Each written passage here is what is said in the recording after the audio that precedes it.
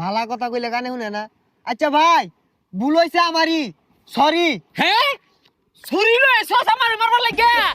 এ তোরা গয়াছস আমারে মারবার লাগে ছুরি লইছে। তুই কিরম বেড়া খাইলা দে ছুরি লইছে। এ ছুরি লইছে। এ যাইবার দেখছা আজকে হালা ছুরি লইছে। এ ভাই দরবারটা শুনকে এবে হুইনা যান।